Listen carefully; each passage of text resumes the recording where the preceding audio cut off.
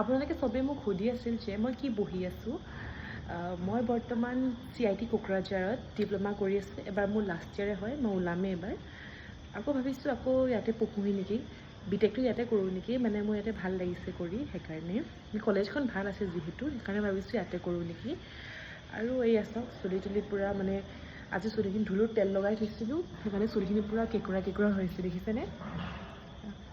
কেঁকুৰা হ'লেও ঠিকেই আৰু, কিন্তু তলৰখিনি অলপ হেৰি হৈ আছে আৰু আজি ইয়াতে বতৰ মানে ইমান ঠাণ্ডা, ইমান বৰষুণ পৰিছে। আৰু আপোনালোকৰ ফালে বৰষুণ পৰিছে নাই কমেণ্ট কৰি জনাবচোন দেই। সেইকাৰণে আজি পূৰা বতৰ ভাল যিহেতু, সেইকাৰণে আমি ম'ম' খাই আহিলোঁ, সেইটো ভিডিঅ'টো দিম বাৰু। আৰু ইয়াৰে কি স্পেচিয়েল জানে, ইয়াৰে চাটনিটো বহুত টেষ্টি হয়।